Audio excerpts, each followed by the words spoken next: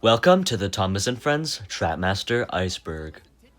If you're not familiar with what an iceberg chart is, it's a list of facts retaining to a certain topic. And the deeper you go, the more obscure things get. I'm also sorry I haven't uploaded a video in a while. I've been working very hard in this video, and it's taken up a lot of time. I hope you enjoy.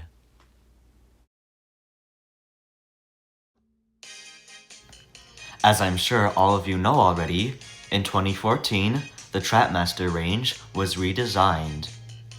All of the engines were converted to run on one single unified chassis. The engines can now go faster, steeper, and quote, are more realistic. Bruh. You cannot convince me that this looks better than the old stuff. There is no way. And as a result of these very poorly designed engines, this new Trackmaster redesign is commonly frowned upon in the community.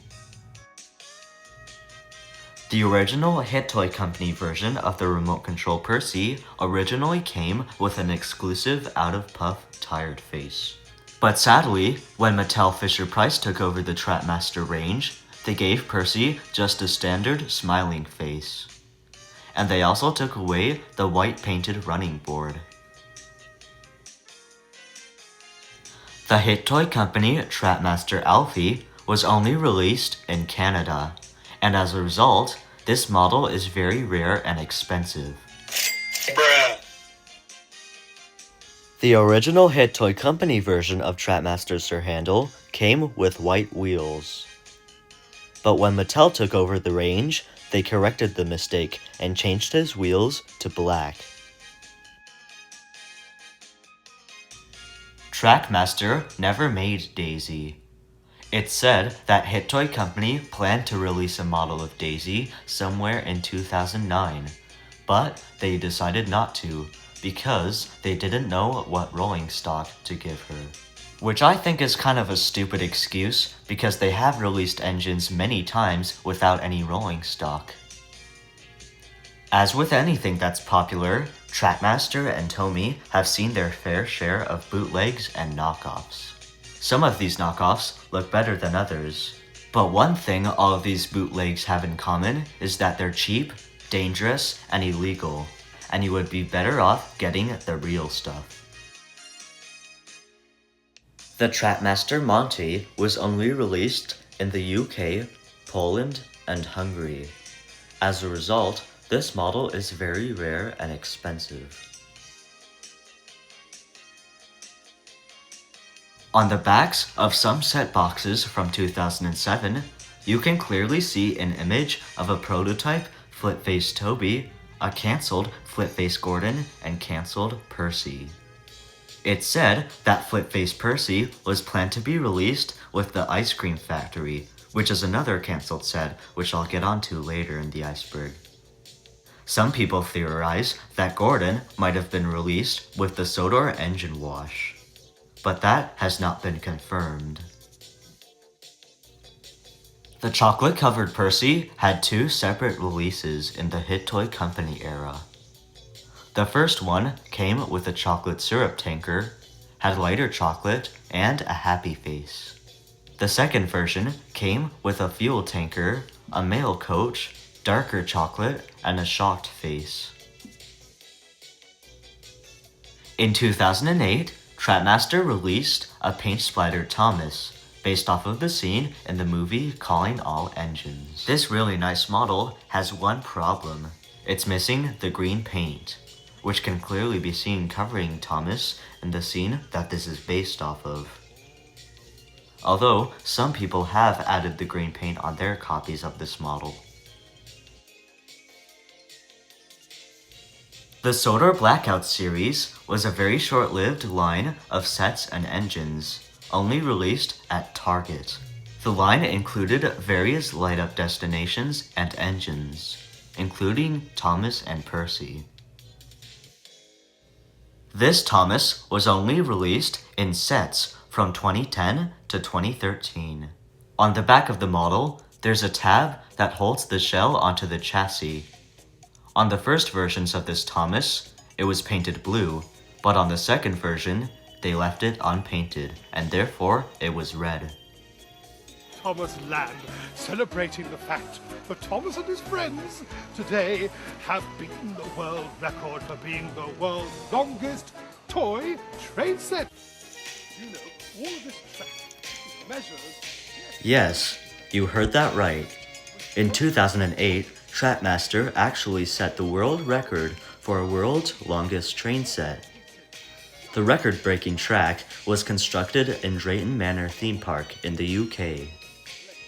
It was reported that the track contained over 10,530 pieces. The track roughly came out at 1.8 kilometers long. The track is so big that it would probably wrap around Wembley Football Stadium 5 times.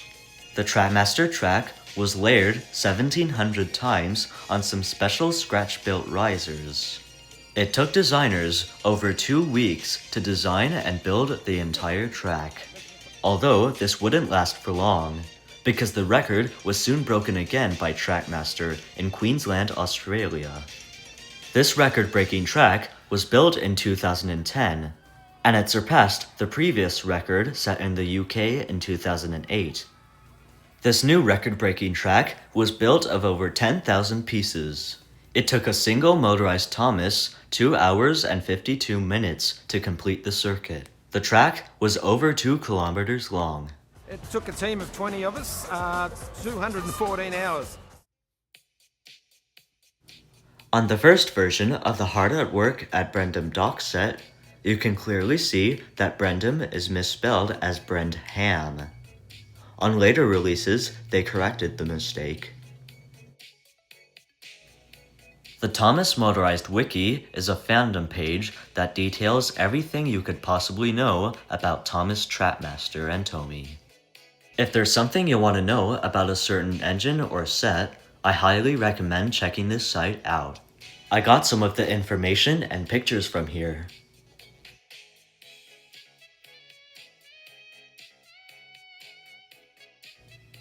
Percy at the Ice Cream Factory was a cancelled set that was going to be released sometime in 2007. It was going to come with a special flip-face Percy. The only reason we know about this set's existence is because it was mistakenly featured in the 2008 promotional fun guide pamphlet. It's unknown why the set was cancelled. On early versions of the Take and Play Shark exhibit set's box, you can clearly see there's a Trackmaster track. On later versions, they corrected it to a CGI render. The Sodor Mountain Mine is really just a repaint of the Sodor Copper Mine. Although, on the Sodor Copper Mine, there's a special feature where if you press a red button, a pile of rocks collapses onto the tracks. But for some reason, on the Sodor Mountain Mine, they removed that feature. Thomas at Tumblin Bridge is the European name for Thomas at Action Canyon. On the back of set boxes from 2007 to 2008, you can see this absolutely huge layout.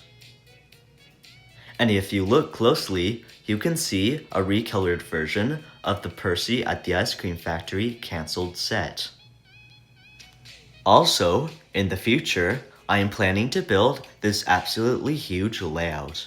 I have most of the pieces, but I still have to get a few, and it'll take me a long time to track them down.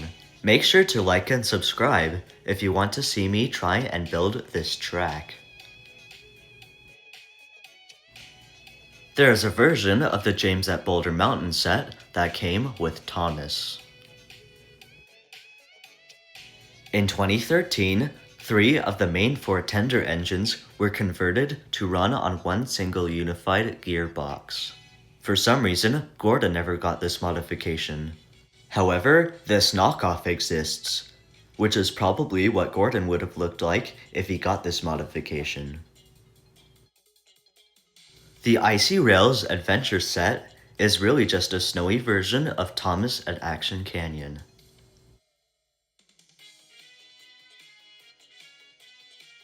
The 2010 Thomas had two different versions. One had a red chassis, and the other, curiously, had a blue one. The red one probably came first.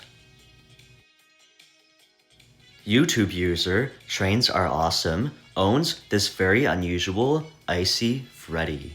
Some people think that it's a knockoff, while others think it's a prototype. There is an extremely early and rare version of the Slippy Sodor Thomas that came with the old style face. This Thomas was released right after Mattel bought out Hit Toy Company, so they were probably just reusing leftover Thomas faces.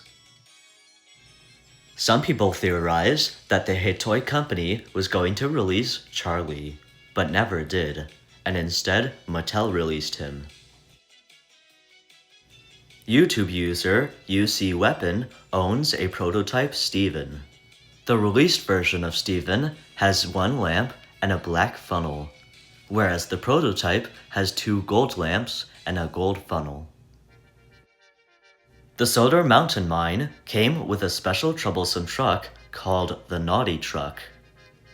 On the released version, it has a 3D molded plastic face, but on the prototype, the face is a sticker.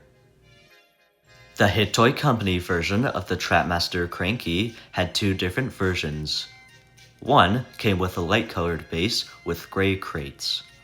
The other, a darker base with red and brown crates.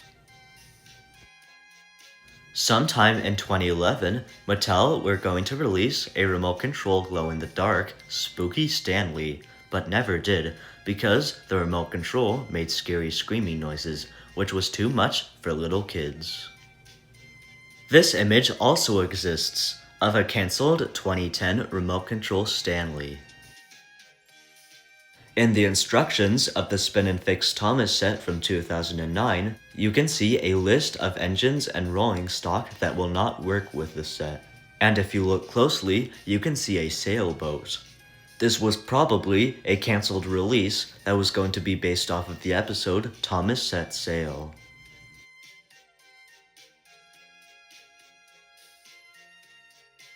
The flip-faced Toby, which originally came in the 2008 Toby at the Coppermine set, had two different versions. The first version had a tall funnel and solid yellow number 7 sticker.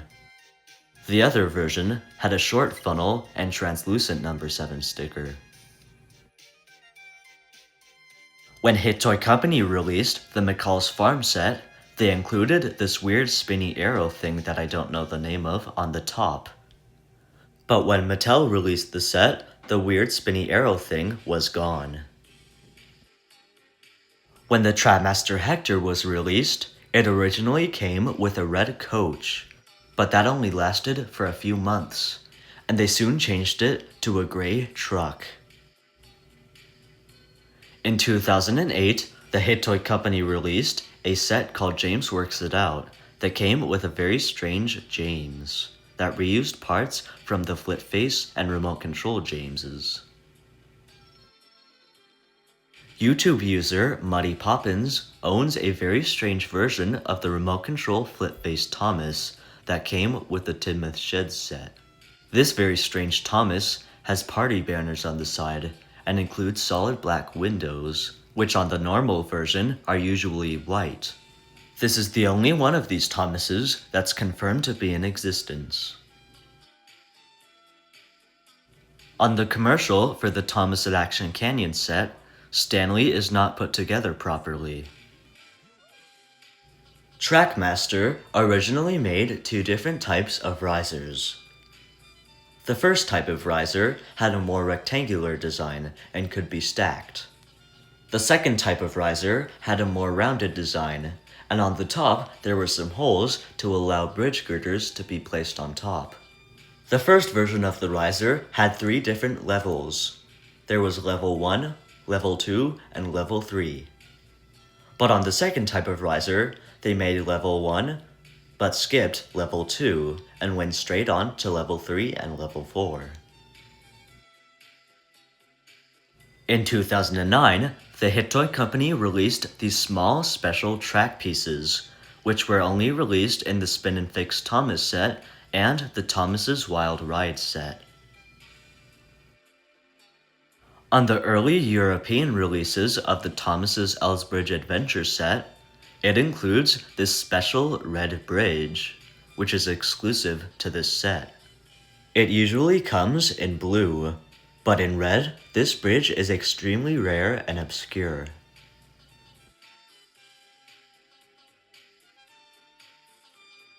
The Hit Toy Company version of the Knapford station had two different versions. The first version had 3 beams running across the roof, and the platform numbers were green stickers. And on the second version, they added 3 more beams running across the roof, and the numbers were now solid plastic transparent pieces. And on the second version of Knapford appeared a mysterious green box. And I was curious about what this box was for, so I decided to take apart my copy of Knapford Station. And you'll never believe what I found. Under the green box, there was a place for 3 AA batteries to go, as well as a hole for an on-off switch. And underneath the rest of the platform, there was a series of tiny sticks placed beside each other that led to a hole underneath one of the walls of the station, which explains why half of the wall is covered by a panel and the other half is hollow. There definitely would have been a path of wires that went through the hole on the bottom and through the panel on the wall. And the tiny sticks probably would have held a path of wires. I took off the green beam that was above the station numbers. Above the wall, there was another hole, and there were also some more of those tiny sticks that probably would have held the wires in place. I took it apart further, and the transparent number pieces were hollow, which definitely meant you could put some LED lights inside. I wonder why the Hit Toy Company decided not to do this. I'm probably gonna try and put my own lights inside. Make sure to like and subscribe if you would like to see me try and do that. The set Thomas at Action Canyon includes some specialized curved track pieces that have some rock detailing that also prevent Thomas from coming off the tracks when he goes down the waterfall. This track piece has 2 different versions. There exists an extremely early and rare version of the Flip-Face James. On the first version, the funnel is sitting at the front of the smoke box, but on the second version, it's sitting at the back. On the rare version of the Flip-Face James, in between these weird red and black things, the running board is flat. But on the second version, it's raised a little.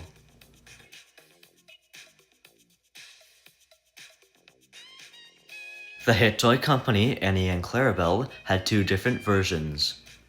The first version reused the face from the Tomy Motor Road and Rail Annie and Clarabelle, but the second version used a whole new design. And now for the final subject of today's video. The Hit Toy Company Thomas had 2 different versions. The early version had no boiler stripes and looked much like the Tomy one, while the second and much more common version added them. But the less noticeable difference is in the chassis. On the early version, there are some holes for the wheels to go through, and they have a more rectangular, angled design, while on the second version, the angles are rounded off. And that concludes today's video. Thank you so much for watching the whole video. I hope you enjoyed. It took me a long time to make this. If there's any information I got wrong, please let me know down in the comment section. Thanks for watching and goodbye.